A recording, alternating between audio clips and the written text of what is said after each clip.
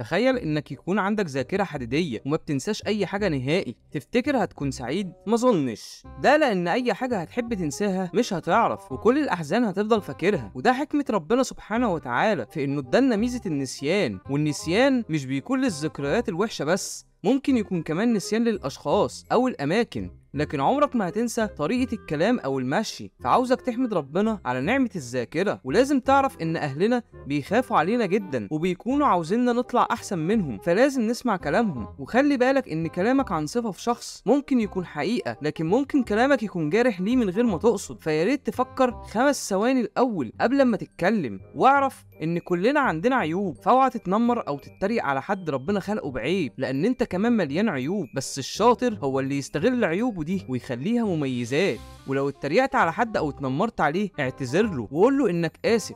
فيلمنا النهارده بيتكلم عن دوري، سمكة عندها فقدان ذاكرة مؤقت بيخليها تقع في مشاكل كتير، بس بتلاقي اللي يساعدها ويقف جنبها علشان هي طيبة وقلبها أبيض. ولما بتحاول تدور على أهلها بتفتكر ذكريات كتير بتخليها تعرف هي مين. فتفتكر يا عزيزي انت كمان زي دوري ولا مختلف عنها؟ لو لسه ما عملتش اشتراك للقناه ادينا اهو بفكرك قبل ما يبدا الفيلم، وعايزك تنزل تصلي على سيدنا محمد في التعليقات.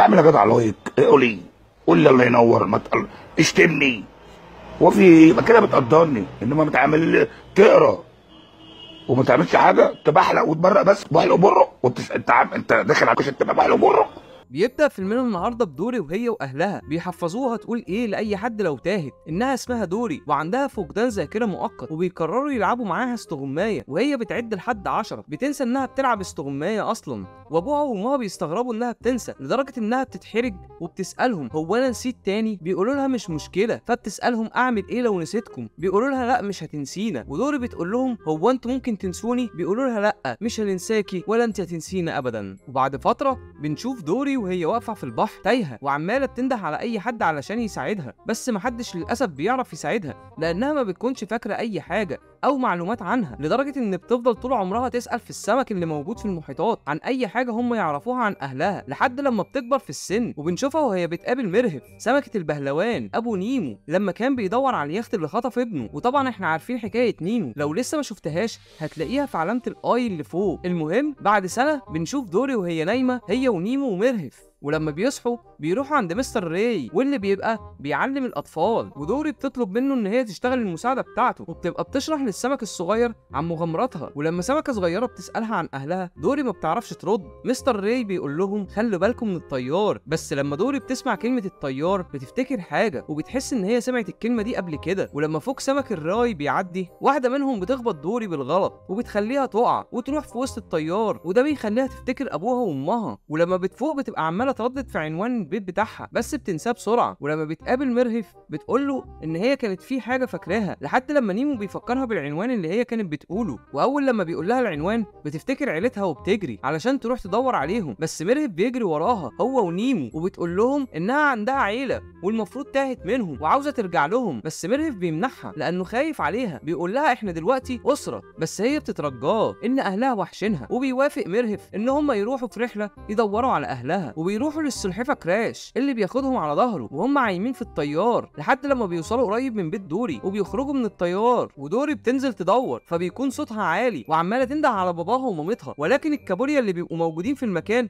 بيقولوا لها توطي صوتها وبيحذروها اكتر من مره. وده بيخلي دوري تفتكر انها جت المكان ده قبل كده وهي صغيره، وبتفتكر اسم باباها ومامتها زينه ورشاد، لحد لما مرهف بيوقفها وبيطلب منها ان هي توطي صوتها وهي بتتكلم لانه خايف ان ممكن يبقى هم بيحذروهم عشان في وحش في الميه. وفعلا بيظهر حبار وبيجري وراهم عشان يمسكهم وياكلهم، وهم بيجروا منه وبيهربوا، وبيبقى الحبار مسك نيمو هياكله، بس مرهف ودوري بيبقوا عايزين ينقذوه وبيقعدوا يشدوه لحد لما الكونتينر اللي فيه الحبار بيقع عليه وهم بيهربوا منه. وهم بيعوموا في وسط الشعب المرجانيه مرهف بيبقى بيطمن على نيمو انه ما حصلوش حاجه. ولما دوري بتيجي تقول له انها ممكن تساعده مرهف بيقول لها ابعدي عننا دلوقتي وانسي، انت ما بتعرفيش تعملي اي حاجه غير انك تنسي. ودوري بتزعل وبتمشي بس وهي ماشيه تسمع صوت بيبقى صوت ميكروفون بيقول لها انا سلوى محمد علي، تعالي خليكي معانا. ودوري فعلا بتطلع على وش الميه علشان تدور على صاحبه الصوت ده، ومرهف ونيمو بيروحوا يدوروا عليها علشان يكملوا معاها الطريق. بس للاسف بيمسكها دكاتره سمك وبيشيلوا الشبكه اللي كانت متعلقه فيها وبياخدوها معاهم وبيروحوا معهد الحياه البحريه. ودوري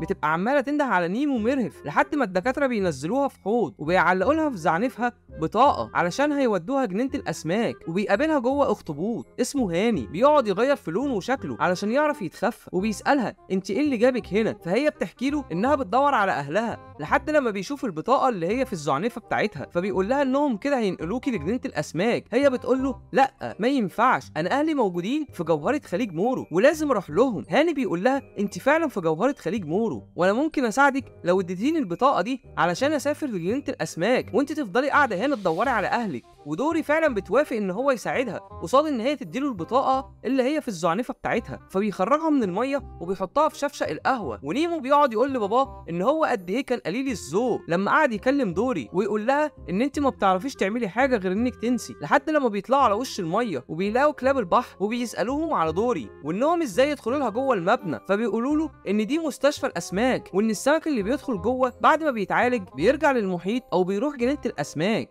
ولما مرهف بيطلب منهم ان هو عايز يدخل جوه بيقعدوا يندهوا على طائر اسمها بكيزه وبيطلبوا من نيمو هو ومرهف انهم لو عايزين يدخلوا جوه يركبوا مع بكيزه وانهم لازم يبصوا في عينيها ويقولوا لها انهم عايزين يدخلوا جوه. فمرهف بيبص في عينيها وبيقول لها انه عايز يدخل جوه، وكلاب البحر بيجيبوا له جردل علشان يقعد فيه هو ونيمو علشان بكيزه تعرف تطير بيهم. وفعلا بكيزه بتطير بيهم وتدخل بيهم جوه. وهاني بياخد دوري بيقعدوا يتسحبوا في الطرقه من غير ما الحراس بتوع الامن يشوفوهم علشان يروحوا عند الخريطه بتاعت الحديقه علشان دوري تعرف اهلها عايشين فين. ولما دوري بتبص على الخريطه بتلاقي المكان اللي مرسوم فيه صدف محار، فبتفتكر برضه من الذكريات بتاعتها انها كانت هي وباباها ومامتها بيدوروا على الصدف وبيجمعوه. ولما بتقول لهاني على المكان بيلاقوا عامله جايه، فهاني بياخدها وبيهربوا وبيفضلوا يتخفوا لحد لما دوري بتلاقي جردل مكتوب عليه هديه، فبتنط فيه وبتلاقي سمك ميت، فبتقرر ان هي تعمل نفسها ميته زيهم لحد لما العامله بتاخد الجردل وبتروح بيه. وهاني بيروح وراها علشان ينقذها بس ما بيلحقش، والعامله بتمد ايديها في الجردل وبتاخد دوري وبتحدفها في بحيره كبيره بيبقى موجود فيها سمكه قرش كبيره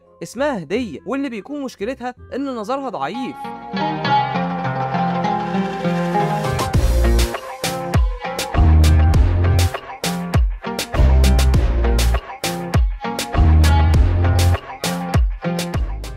ولما هديه بتقابل دوري بتقول لها تقدري تساعديني وبتحكي لها حكايتها، فهي بتعرف دوري من صوتها وبيطلعوا كانوا صحاب من زمان. ودوري بتقول لها طب تقدري ترجعيني البيت؟ قالت لها صعب عليا ان انا اعرف الطريق. وهم بيتكلموا بيسمعهم حوت اسمه بلبل بيقدر يحدد المواقع من خلال تردد الاشارات اللي بتطلع من مخه، بس هو مش عارف يعمل كده ازاي. وهاني بينزل البحيره وبيقول لدوري انا خلاص وديتك عند الخريطه وساعدتك وانت عرفتي هتروحي ازاي، اديني البطاقه بقى. قالت له لا احنا متفقين لحد ما توصلني عندهم وهم موجودين في المحيط المفتوح. هديه بتقول لها ان انتم لو عايزين تروحوا ناحيه المحيط المفتوح ممكن تروحوا عن طريق المواسير. فدوري بتقول لهاني يلا نروح، فبيقول لها لا ماليش فيه انا عايز البطاقه. بتقول له ما انا كده مش هعرف اوصل. قال لها انا ما عنديش حل تاني. الكلمه دي خلتها برضه ان هي تفتكر ذكريات تانية زي ان هي ما كانتش قادره تشيل الصدفه وكانت بتقول انا ما عنديش حل تاني، فباباها ومامتها ساعدوها ان هي تشيل الصدفه وبيقولوا لها ان كل عقده وليها حل ما تستسلميش. ودوري لما تطلع على وش الميه هي وبقيه السمك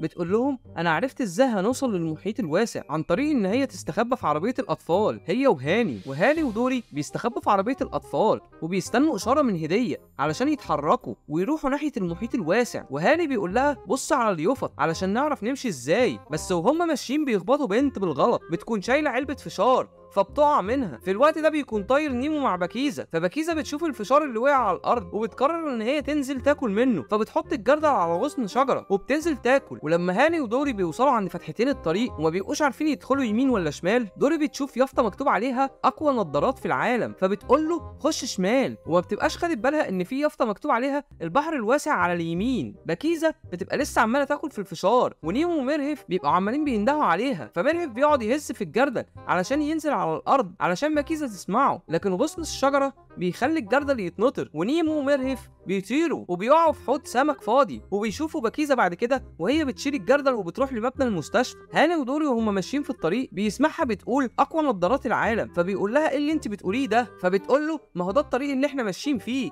فبيقول لها لا، المفروض نمشي في الطريق البحر الواسع، وده بيخلي واحد من الناس يدوس على دراع من دراعاته. فبياخد دوري والعربيه وبيروحوا يستخبوا، وهاني بيقول لها كفايه كده انا زهقت، هاتي البطاقه. بتقول له لا مش هديها لك لان انا حاسه ان انا بقيت بفتكر. فبيقول لها انت ما عندكيش ذاكره وعشان كده تهتي من اهلك. فدوري بتزعل وبتقول له غريبه يعني، عندك 3 قلوب بس ما بتفهمش في الذوق ولا عندك مشاعر. فهم مستخبيين العربيه بتتزحلق وبتدخل منطقه الاطفال، ودوري وهاني بيقعوا في بحيره الاطفال اللي بيمسكوا فيها اي حاجه بايديهم. دوري بتقعد تهرب منهم، فبتفتكر انها ايام زمان لما مامتها كانت بتقول لها ما تخافيش من حاجه وانا هعلمك اغنيه تفضلي تقوليها على طول وانت خايفه. لما الحياة تكشر لك عارف تعمل ايه؟ لا مختار عمود مختار. وبتقعد تشد هاني عشان تخرجه لحد لما طفل بيمسك هاني، فهاني بيطلع حبر بيملى المكان، وده بيخلي الاطفال كلها تخاف وتمشي. ولما بيطلعوا من الميه هاني بيقول لها على فكره احنا وصلنا المحيط الواسع، وبيشاور لها عليه. نيمو ومرهف بيبقوا عايزين يخرجوا من الحوض اللي هم فيه، فمرهف بيشوف نافوره ميه وبيقرر ان هو ونيمو ينطوا فيها ويخرجوا، وفعلا بيخرجوا وينطوا من النافوره للتانيه لحد لما بينزلوا في بحيره تاني، وبيقابلوا هناك محاره بيعرفهم ان الطريق بيبقى من المواسير. وهاني بياخد دوري في كوبايه وبيوصل لحد فتحه المحيط الواسع، ودوري بتديله البطاقه وبيحدفها في المحيط الواسع.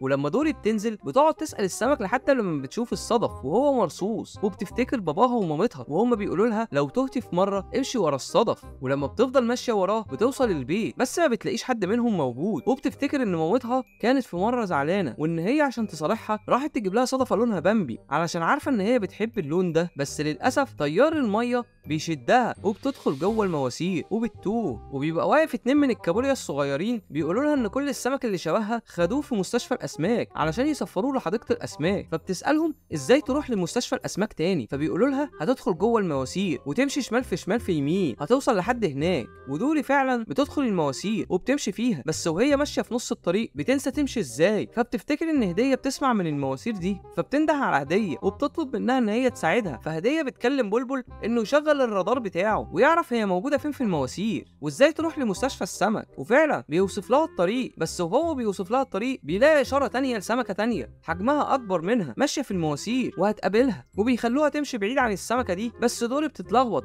وبتقابل السمكه، وبتطلع السمكه دي هي نيمو ومرهف، وبتفرح قوي وبتقول لهم ان باباها ومامتها هيتشحنوا في جنينه الاسماك لو ما لحقتهمش في مستشفى السمك. بس فجاه دوري بتقول لهم تفتكروا اهلي هيبقوا عايزين يشوفوني؟ مرهف بيقول لها ما تقلقيش هيفرحوا قوي لما يشوفوكي، انت علمتيني اني ما يأسش ابدا، انت بنفسك اتفوقتي على سمك القرش وعلى قنديل البحر وليكي مغامرات هيحبوا يسمعوها. والليل بيكون دخل وكل الناس بتمشي من المكان، والعمال بيبقوا بيحملوا السمك اللي هيروح جنينه الاسماك في العربيه. ودوري ومرهف ونيمو بيوصلوا وبينزلوا جوه حوض السمك وبيقعدوا ينطوا من حوض لحوض علشان يوصلوا للسمك اللي شبه دوري، بس للاسف بيتخبطوا وبيقعوا في جردل المسح ويلاقوا هاني طلعهم. ودوري بتقول لهاني ان هي عايزه تروح الحوض اللي فيه ابوها وامها. لما هاني بينزلها الحوض بتقعد تدور على ابوها وامها بس ما بتلاقيهمش لحد لما السمك بيعرفها وبيقولوا لها ان باباك ومامتك احنا ما نعرفش عنهم حاجه من زمان لانهم راحوا يدوروا عليكي في المستشفى ومن ساعتها ما رجعوش. ودوري بتفتكر ان هم ماتوا. ولما هاني بياخدها قبل ما ياخدوا حوض السمك في واحده من العمال بتشوفه وبتيجي تمسكه، فالكوبايه اللي فيها دوري بتقع منه، ونيمو ومرهف بيبقوا لسه في حوض السمك ما طلعوش. دوري لما بتقع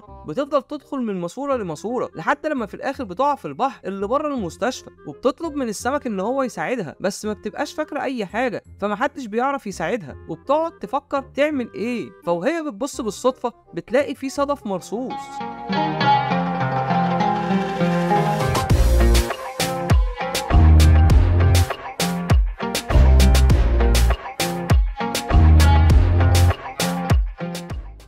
فبتمشي وراه لحد لما في الاخر بتبص بتلاقي ابوها وامها داخلين عليها، واول لما بيشوفوها بياخدوها بالحضن وبيفرحوا قوي وبيقعدوا يحكوا لها ان هم قعدوا يدوروا عليها. ولما بيسالوها انت كل السنين دي كنت عايشه لوحدك، فبتفتكر ان نيمو ومرهف لسه في الحوض ما خرجوش وهيودوهم جنينه الاسماك. ولما دوري بتطلع على وش الميه بتلاقي العربيه اللي رايحه جنينه الاسماك بتمشي، فبتبقى عاوزه حد يساعدها، فبتنده على هديه، وهديه وبلبل بينطوا من السور وبينزلوا البحر. ودوري بتطلب من بلبل ان هو يحدد لهم مكان العربيه وبيجروا وراها، بس ما بيبقوش عارفين ازاي هيوقفوا العربيه وهم في البحر. فبيلاقوا ثعالب بحر، فدوري بتقول لهم انتوا هتقفوا في نص الطريق علشان الناس تتفرج عليكم والعربيات تقف. وهدية بتحدف دوري بره الميه وبيمسكها واحد من ثعالب البحر، وفعلا الطريق كله بيقف، وثعلب البحر اللي بيبقى معاه دوري بيفتح ظهر العربيه. وهاني اول ما بيشوف دوري بينزلها في الحوض مع مرهف ونيمو، ولما بييجوا يخرجوا مرهف بيقعد ينده على بكيزه، فبيلاقيها واقفه ومعاها الجردل، فبينط في الجردل هو ونيمو. وقبل ما دوري بتنط معاهم بكيزه بتطير بيهم وبتنزلهم في البحر، وبيقابلوا زينه ورشاد وبيعرفوا ان دوري لسه في العربيه. ومرهف بيطلب من بكيزه ان هي ترجع تاني تجيب دوري، ولما بترجع تجيبها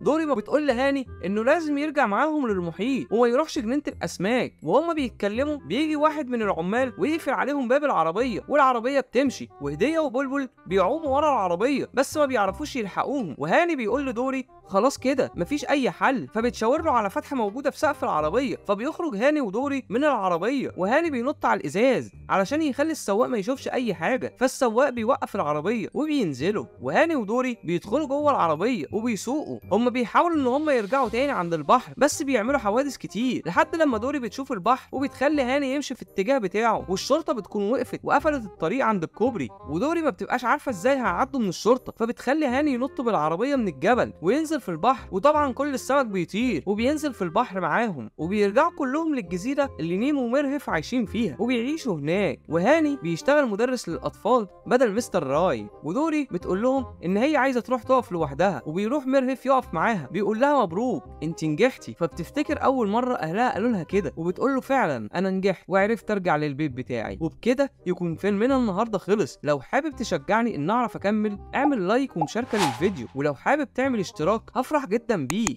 وعاوزك تكتب لي في تعليق عاوز فيلم ايه المره الجايه علشان اعملهولك. كان معاكم يا عزاز على قلبي خالد ابراهيم، ودي كانت حكايه جديده من حكايات قبل النوم. سلام.